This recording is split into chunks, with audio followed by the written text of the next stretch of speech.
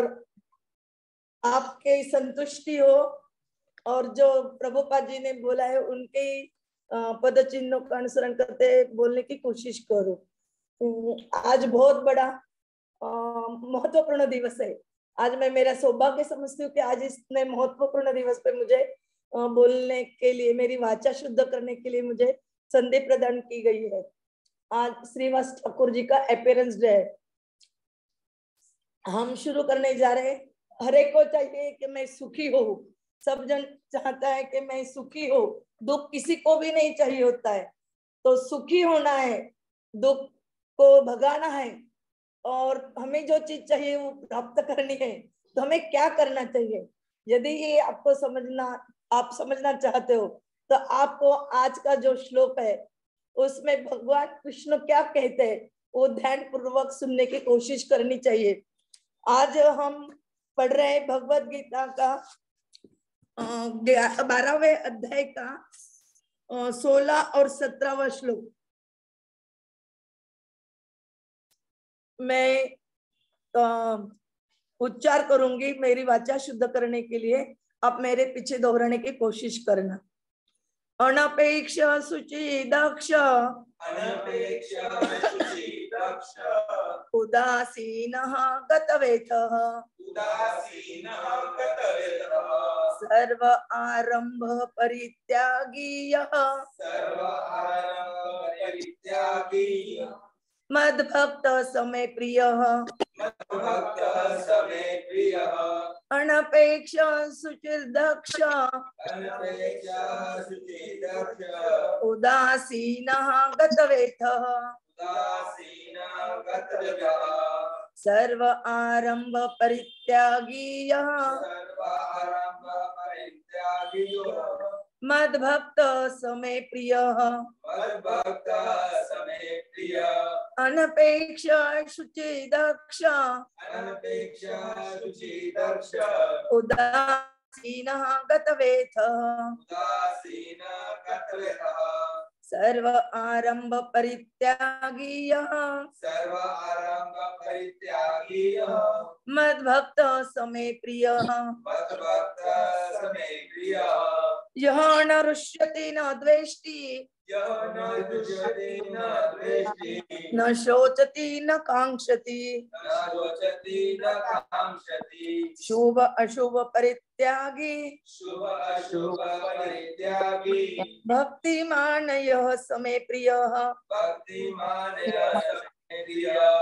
यः न रुष्यति न द्वेष्टि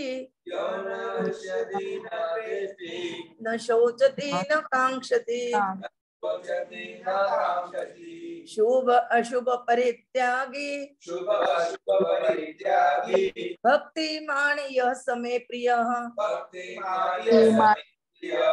यः न रुष्यति न द्वेष्टि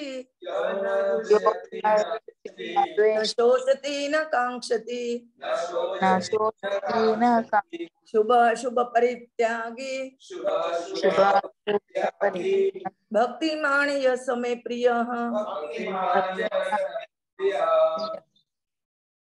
अनुवाद तथा तात्पर्य श्रीला प्रभुपाद जी के द्वारा।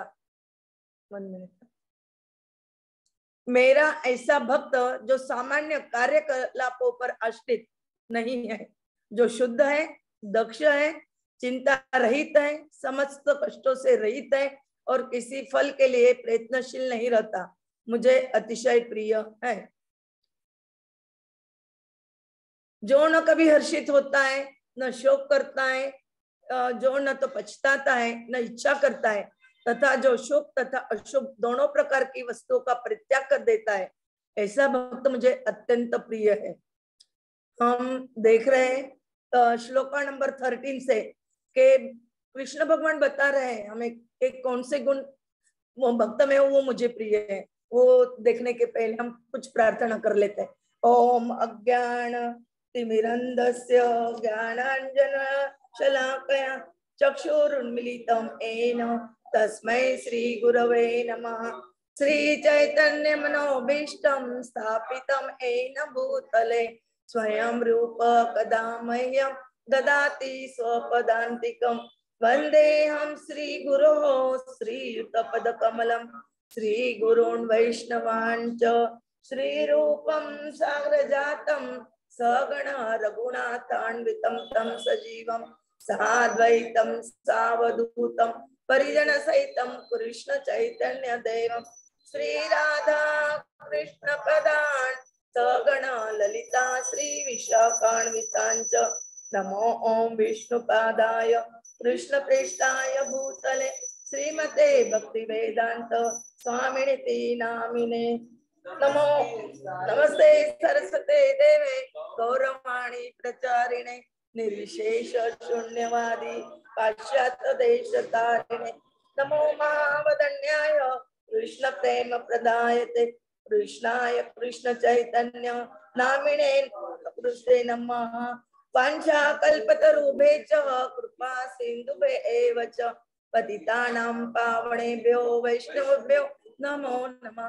जय श्री कृष्ण चैतन्य प्रभु नित्यानंद श्री अद्वैत गदाधर श्रीवासादि गौर भक्त वृंद हरे कृष्णा कृष्णा कृष्णा हरे हरे हरे राम राम राम हरे हरे हरे कृष्णा कृष्णा कृष्णा हरे हरे हरे राम राम राम हरे हरे हरे कृष्णा कृष्णा कृष्णा हरे हरे हरे राम राम राम हरे हरे हरे कृष्णा। दंडवत प्रणाम। जगन्नाथ जी, सुभद्रा मैया, बलदेव जी, सुदर्शन जी, प्रभुपाद जी, इन सबके चरणों पे मैं दंडवत प्रणाम करती हूँ। हरे कृष्ण। दंडवत प्रणाम।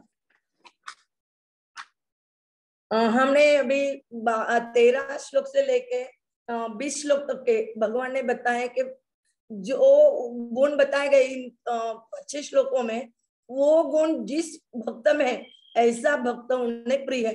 तभी हमें यदि भक्त बनना है, प्योर भक्त बनना है, तो कौन से गुण होने चाहिए और हम कैसे प्राप्त कर सकते हैं, वही हम आज जानने की कोशिश करेंगे। थोड़ा हमने 13, 14, 15 तक तो सुना है।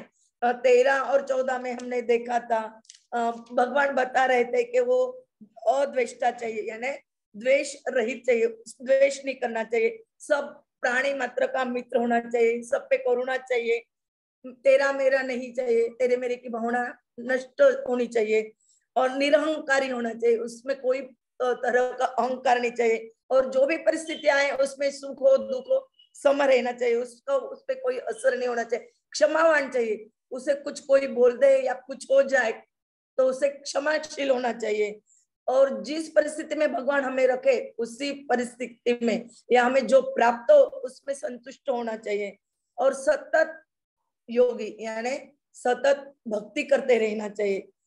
यत आत्मा, ऐसा जो आत्म संयमी यानी अपने इंद्रियों पे, मन पे जो कंट्रोल कर सकता है, दृढ़ निश्चय है और अपनी मन बुद्धि भगवान में अर्पण करता है, और जो हर्ष भय उद्वेग इसमें विचलित नहीं होता, ऐसे बहुत सारे गुणों का उन्होंने वर्णन किया है। और अभी इस 16वें श्लोक में और 17वें श्लोक में वो क्या कहना चाहते हैं वही हम जानने की कोशिश करेंगे। यहाँ इस 16वें श्लोक में उन्होंने बताया है अनपेक्ष। अनपेक्ष यानी सुख प्राप्त करने के लिए किसी भी बाहरी वस्तु की अपेक्षा नहीं करना, कोई तरह की अपेक्षा नहीं करना। इसका सुंदर उदाहरण अपने प्रभुपाद जी है। प्रभुपाद जी जब जलदूत में गए, उन्होंने कभी किसी से आशा नहीं की कि कोई मुझे मदद करेगा। उन्हें 2 अटैक भी आए, तो अटैक आए तभी भी, हार्ट अटैक आए तभी भी उन्होंने बताया नहीं और किसी को बोला नहीं कि आप मुझे हेल्प करो, मुझे अटैक आया। ऐसे हमें कोई भी चीज की आशा नहीं करनी है, उसे कहते हैं अनपेक्ष, यानी अपेक्षा न करना। और भक्त भगवान को सर्वश्रेष्ठ मानता है, उसी में उसकी दृष्टि रहती है, भगवत प्राप्ति के अलावा उसके लिए दूसरा कुछ भी नहीं रहता है। इसलिए ये गुण भक्त में होना जरूरी तो है, लेकिन होता ही है वो गुण। और यही अपने 6ठे अध्याय में भी बोला गया है, यम लब्धा च अपरम लाभम मन्यते न अधिकम तत, यानी जो कुछ प्राप्त होता है उस पे वो संतुष्ट रहता है, उससे उसको अधिक कुछ नहीं चाहिए। और प्रभु चैतन्य महाप्रभु जी ने भी कहा है अपने शिष्टाष्टक में, न धनम न जन्म न सुंदरी। उन्होंने बताया कि मुझे ना धन चाहिए, ना मुझे क्या बोलते शिष्य चाहिए, कोई सुंदर स्त्री भी नहीं चाहिए, बस मुझे क्या चाहिए तो जन्म जन्मांतर हे भगवान आपके मुझे अहेतु की भक्ति चाहिए। और हमें भी वही चाहिए, हमें भी क्या करना है, अहेतु की अप्रतिहता, यही भक्ति हमें प्राप्त करनी है। वास्तव में फिर आप कहोगे ये नहीं चाहिए वो नहीं चाहिए करते, तो फिर अपना जीवन निर्वाह कैसे होगा? ये जीवन निर्वाह की व्यवस्था तो भगवान ने पहले ही कर दी है। चींटी के लिए कन भर और हाथी के लिए मन भर लगता है। क्या चींटी काम करने जाती है, सर्विस करती है? हाथी सर्विस करता है? नहीं, तो भी उसकी व्यवस्था हो जाती है। तो हमारी भी होगी, हमारी क्या चाहिए, जो डेली की जो नीड्स है वो हम यदि मिनिमम रखे तो हमें ज्यादा परिश्रम करने की जरूरत नहीं है, और ज्यादा परिश्रम के पीछे हमें भागने की जरूरत। आज लोग क्या करते हैं, 18-18, 20-20 घंटे पैसों के पीछे भागते और काम करते रहते, और उसके वजह से उनकी तबीयत भी खराब होती है, ना वो भक्ति में आ पाते, भगवान क्या है वो समझता नहीं, डिप्रेशन में जाते, और जब मन चाहा नहीं मिलेगा तो वो कभी कभी सुसाइड भी करने की कोशिश करते हैं। दूसरा गुण आता है शुचि। शुचि यानी पवित्रता। पवित्रता दो प्रकार की होती है, एक है बाहरी पवित्रता और एक अंदर की पवित्रता। बाहरी पवित्रता क्या है कि हम नहाते हैं दिन में 2 बार, मिनिमम 2 बार तो नहाते ही है, और कभी हम तीर्थ स्थल में चले गए तो हम पवित्र नदियों में भी नहाते हैं। ये हो गई हमारी बाहरी पवित्रता, शुद्ध स्वच्छ कपड़े पहनते, ये हो गई बाहरी पवित्रता। अभी आप बोलोगे कि अंदर की पवित्रता क्या होती है? अंदर क्या है? अंदर हमारे हृदय के अंदर कौन बैठा है? भगवान परमात्मा बैठे। तो आत्मा है, आत्मा की भी भूख रहती है, आत्मा को भी हमें स्वच्छ करना होता है। चैतन्य महाप्रभु ने कहा है, चेतो दर्पण मार्जन, ये जो हमारी जन्मों जन्मों की धूल सची हुई हृदय पे, वो हमें स्वच्छ करना है। वो कैसे स्वच्छ होगे? जब हम भक्ति का सहारा लेंगे, भगवत गीता सुनेंगे, भागवतम सुनेंगे और कीर्तन करेंगे। हरे कृष्ण कृष्ण कृष्ण हरे हरे, हरे राम राम राम हरे हरे, हरे कृष्ण कृष्ण कृष्ण हरे हरे, हरे राम राम राम हरे हरे। अभी तीसरा गुण आता है उदासीन। उदासीन यानी चिंता से मुक्त, कोई चिंता करनी नहीं चाहिए। चिंता और चिंता, इसमें एक ही बिंदु का अंतर है। हम चिंता करते करते कहाँ पहुंच जाते? चिंता तक पहुंच जाते। तो हमें चिंता मुक्त होना है। सपोज अभी स्टूडेंट का उदाहरण लेते हैं, वो बहुत परिश्रम करते हैं कि मुझे अच्छा करियर बनाने के लिए मुझे इसमें नंबर लगना चाहिए, जो भी उसको जिस फैकल्टी में जाना है उसके लिए, डॉक्टर के लिए बोलो या इंजीनियर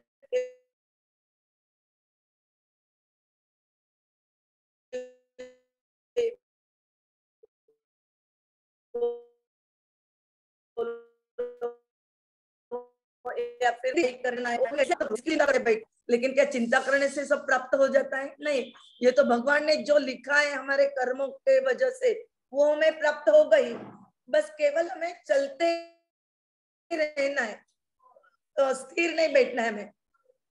और चिंता मुक्त होते ही हमारे सब प्रॉब्लम सॉल्व हो जाते। फिर गतवे था सारे कष्टों से मुक्ति।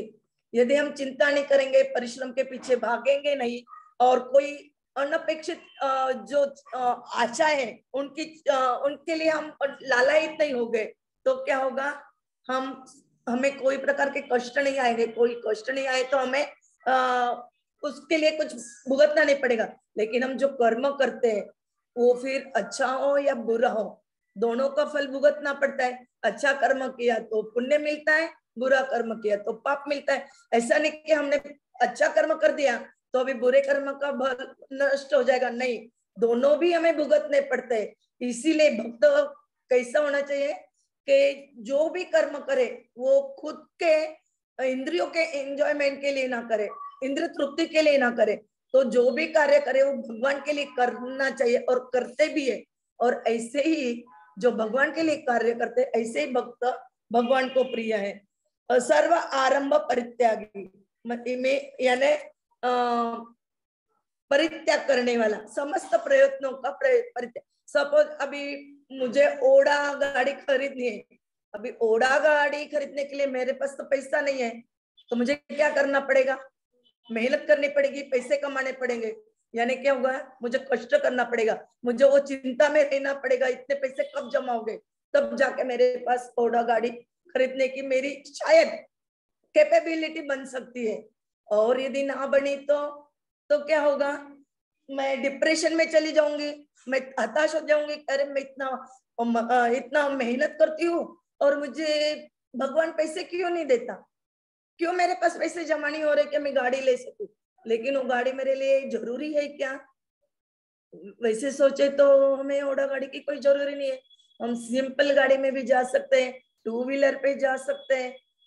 यानी जो अपने पास उपलब्ध है उसको छोड़ के हम भागना नहीं चाहिए। जो कुछ हमारे पास भगवान ने दिया है उसको हमें अच्छे से संभालना भी है, उसकी केयर भी करना है और उसमें संतुष्ट भी रहना है। जब हम उसमें संतुष्ट रहते हैं यानी सम दुख सुख जब हम ये करते हैं, हरे कृष्ण, तब हमें कोई संकटों का सामना नहीं करना पड़ता। अभी प्रभुपद जी को श्रीमती मोरारजी ने नहीं बोला था कि आपकी उम्र हो चुकी है, आप जाइए मत परदेश में, लेकिन उन्होंने क्या कहा था कि नहीं, भगवान के मैंने पूरा सहारा लिया, सरेंडर किया है, तो भगवान ही मेरे करता धरता है, जो कुछ करेंगे भगवान करेंगे, मैं पूरी तरह से भगवान पे डिपेंड हूँ। और वो गए और क्या हुआ अभी हम सबको मालूम है। यदि प्रभुपाद जी तब जाते नहीं, प्रचार नहीं होता कृष्ण कॉन्शियसनेस का, तो हम यहाँ बैठ के ये कथा कैसे सुनते होते? हमें कैसे पता चलता कि भक्ति क्या है, क्या करना चाहिए, हमारा संबंध क्या है भगवान से? हम कुछ भी नहीं समझ पाते। और एक बार बंशीदास बाबा जी का एक शिष्य था, वो रोते रोते आया बंशी दास बाबा जी के पास। बाबा जी अपने सब पैसे चोर चोर के लेके गए और वो विलाप करने लगा। फिर उन्होंने बोला, बेटा आप क्यों विलाप कर रहे, क्यों रो रहे? पैसे ही गए ना, कुछ तो गया नहीं ना। तो आपने सुना ही है इंग्लिश में, health is lost, nothing is lost, wealth is lost, nothing is lost, but character is lost, everything is lost. तो सब तो अपने पास है, खाली पैसे गए। पैसे क्या है? पैसे कैसे है?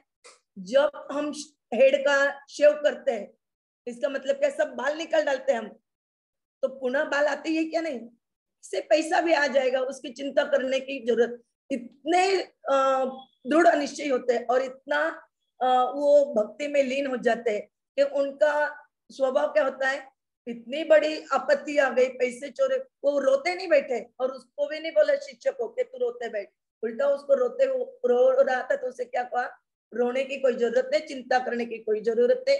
ये सब गुण उनमें थे और ऊपर उठाया। यदि उसमें अटक जाते तो क्या वो इतने बड़े संत बन पाते? कभी भी नहीं होता था कि वो इतना ये कर पाए। अभी माधवेंद्र पुरी जी जो है, वो उन्हें दर्शन नहीं हुए थे भगवान के, और वो दर्शन के लिए बहुत लालायित थे और बहुत शोक कर रहे थे, पछतावा कर रहे थे कि मुझे भगवान के दर्शन कैसे हो गए। तब पछतावा करना ये भक्त के लिए अच्छा है, लेकिन वैसे देखे तो शोक भी नहीं करना चाहिए। लेकिन इनका पछतावा किस बारे में था? भगवान के दर्शन के बारे में। और फिर भगवान ने उन्हें दर्शन स्वप्न में आके उनको बताया कि क्या करना चाहिए। वो एक माधवेंद्र पुरी की जो रेमुना इसकी चंदन यात्रा की जो कथा है उसमें सब आता है। वो कथा हम जब समय आएगा तो वो भी देख लेंगे। और ये हम सब कब कर पाते हैं? शास्त्रों का अध्ययन करते, संकीर्तन करते, जप कर कर, भगवत गीता भागवतम का अध्ययन करके हम ये कर पाते हैं। दक्ष यानी चतुर, जो काम करने योग्य है वो काम इजीली जो कर सकता है। मानव जीवन का उद्देश्य ये वही काम है, भगवत प्राप्ति करना। ये जो कर लेता है उसे क्या कहते हैं, दक्ष कहा जाता है। भागवतम में भी आया है, एषा बुद्धि मणा मताम बुद्धि मनीषा च मनीषी नाम। और भगवान के दो गुण बताए। कौन से दो गुण है? अविनाशी है वो, और सत्य है। तो इसके ऑपोजिट में जो जीव है उनके गुण है। विनाशी, जीव नष्ट होने वाला है, और असत्य है, सत्य नहीं है उसमें। और अपना जो रोम रोम है, वो हर रोम का उपयोग हमें काय के लिए करना है? भगवान के संतुष्टि के लिए करना है। और गत व्यथा में क्या होता है कि कुछ मिले या ना मिले, कुछ आए, समझो अपने पास कुछ मिल जाता है, कुछ आ जाता है, और थोड़ी देर में कदापि वो छिन भी जाया जाता है। तो इसमें भी हमें क्या होना है? समभाव रखना है, ना उसके लिए चिंता करनी, ना शोक करना है, कुछ भी नहीं करना है। और उदासीन कैसे रहना है हमें? जैसे ऊंचे पर्वत पे खड़े हुए समझो हम, तो ऊपर खड़े रहने के बाद पृथ्वी पे जो आग लगी है या नदी में बाढ़ आई है, उसका ऊंचे पर्वत पे कोई असर नहीं होता। वैसे ही हमें कुछ भी असर होने नहीं देना है हमारे इस पे। कोई भी परिस्थिति आए, अवस्था है, घट, कोई भी स्थिति आए, भक्तों का कोई अंतर नहीं पड़ना चाहिए, वो निर्लिप्त रहना चाहिए। निर्लिप्त यानी समझो पानी में हमने स्पंज डाला तो क्या होगा? पानी को सोख लेगा। और उसी जगह यदि हमें पानी में पत्थर डाला तो क्या होगा? पत्थर डूब जाएगा, पानी पत्थर के अंदर नहीं जाएगा। यानी कुछ भी हो, हमें कोई भी चीज के लिए अपने को ज्यादा तकलीफ में नहीं डालना है।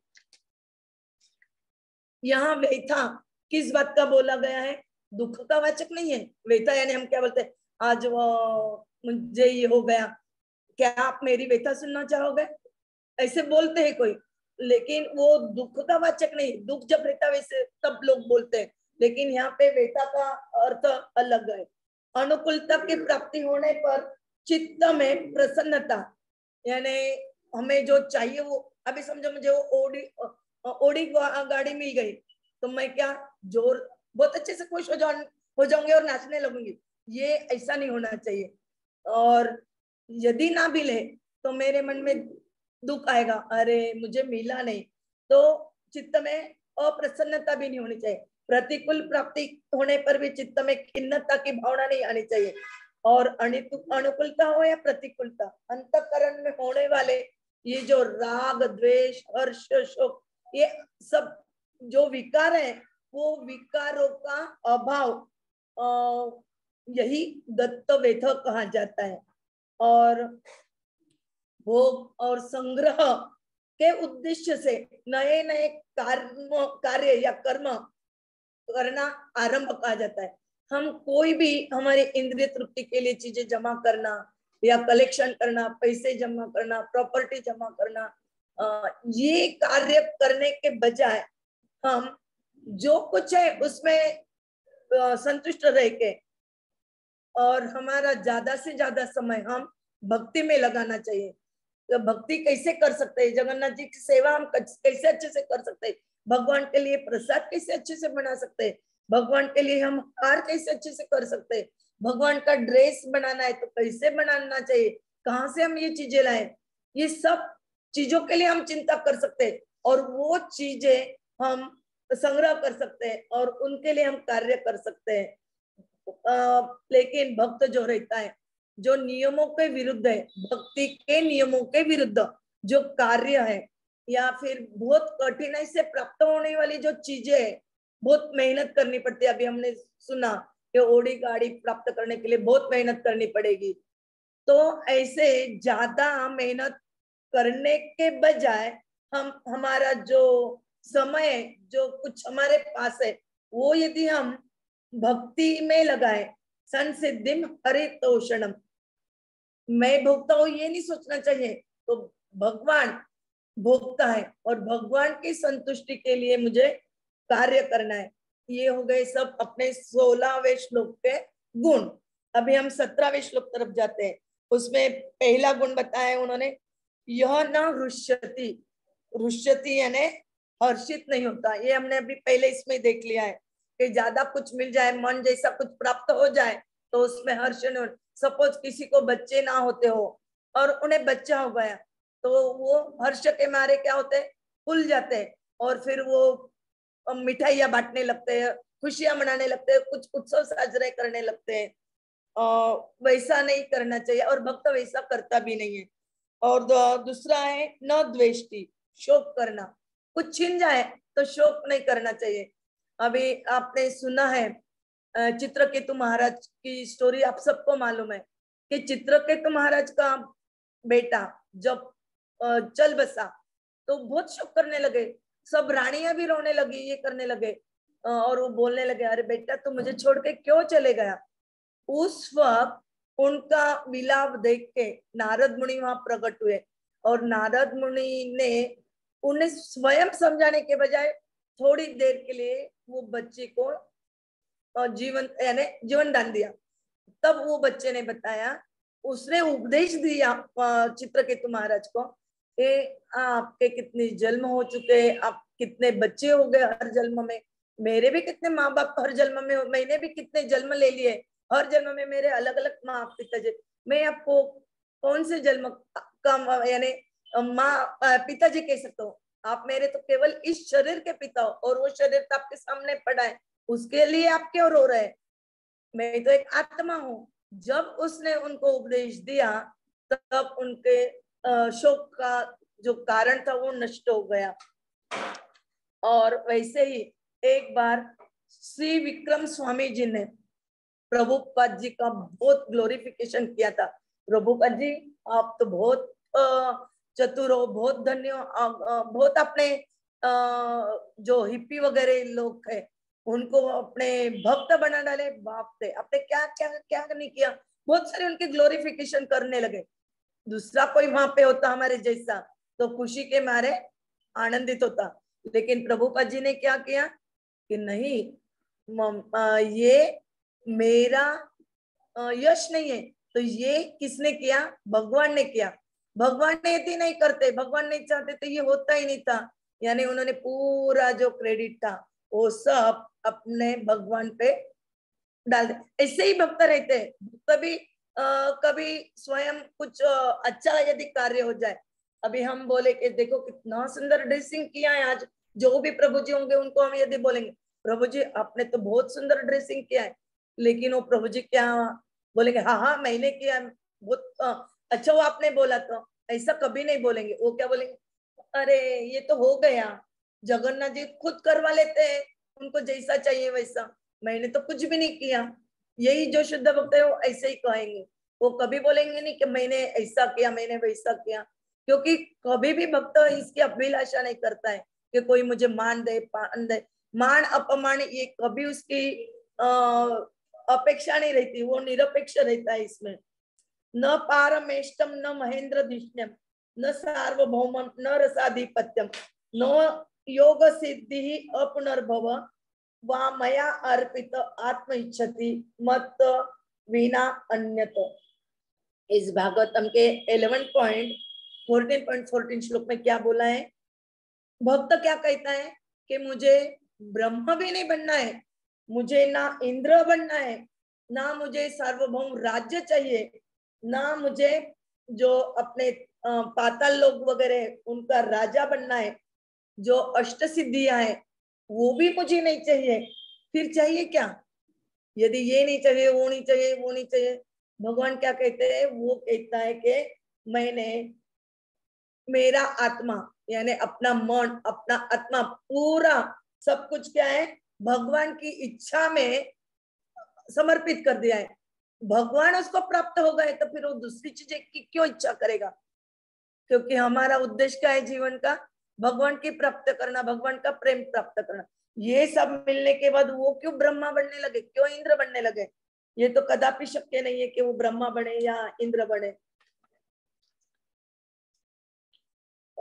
हर्ष होने की बात तो दूर है, भक्तों को तो केवल मोक्ष भी नहीं चाहिए, मोक्ष उनको कैसे लगता है, नरक के समान लगता है। यदि उसे मोक्ष प्राप्त हो तो क्या कहता है, मुझे मोक्ष नहीं मिला तो चलेगा, मुझे जन्म मिलो, कुछ भी हो, बस एक ही उनको आशा रहती है क्या, मुझे क्या चाहिए, जन्म जन्मांतर भक्ति चाहिए। हमने अभी देखा शिक्षाष्टक में कि चैतन्य महाप्रभु क्या है, जन्म जन्मांतर की भक्ति मांगते हैं। ऐसे ही अर्जुन ने भी भगवान के प्रसन्नता के लिए क्या किया था, पहले तो युद्ध करने के लिए तैयार नहीं था, लेकिन बाद में उसने भगवान का प्रसन्नता के लिए युद्ध करने को राजी हो गया। इसके लिए एक उदाहरण दिया जाता है। एक मिनट, लाइट बंद कर दो, लाइट बंद कर, एक मिनट, एक मिनट, सब लाइट बंद। अभी लाइट बंद की है तो क्या हुआ, अंधेरा हो गया। तो अंधेरा जब होता है तब हमें क्या लगता है, दीप जलाने की यानी लाइट लगाने की कामना निर्माण होती है, बराबर है। और दीप जलाने की कामना होने से जिसने दीप बंद किया है उसके बारे में हमारे मन में क्या आता है, द्वेष आता है, बराबर है। और बुझाने के प्रति, जो बुझाने वाला है उसके प्रति हमें द्वेष आता है। लेकिन किसी ने लाइट जला दिया तो हमें हर्ष होता है, क्योंकि लाइट होते ही सब उजाला हो जाता है। और अंधेरा है, लाइट गए हैं, बुझा दिए हैं, तो फिर हम चिंता निर्माण होते, लाइट कैसे चालू करें, कहना पड़ेगा किसी को कि लाइट चालू करो, बराबर है। ये किस कारण से हुआ, हर्ष किस कारण से हुआ, दीप जलाने की कामना किस कारण से हुई, बुझाने वाले के प्रति द्वेष किस कारण से हुआ, और ये चिंता, लाइट जलाने की चिंता क्यों हुई, क्या कारण हुआ उसके लिए, अंधकार, बराबर है। और ये शाम रात का वक्त का समय था इसलिए अंधकार था, इसलिए हुआ। लेकिन यदि दोपहर का समय है और उस वक्त यदि दीप जलाने की कामना होगी, नहीं होगी, क्योंकि उजाला उजाला है।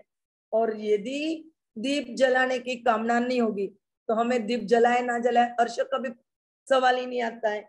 और यदि दीप किसी ने बुझा भी दिया तो उसके प्रति द्वेष क्यों होगा, क्योंकि उजाला तो है ही, तो द्वेष का भी संभव नहीं है। और यदि उजाला है और लाइट बंद भी किया तो चिंता की कोई बात नहीं, कोई जरूरत नहीं चिंता करने की लाइट जलाने की, क्योंकि उजाला तो है ना।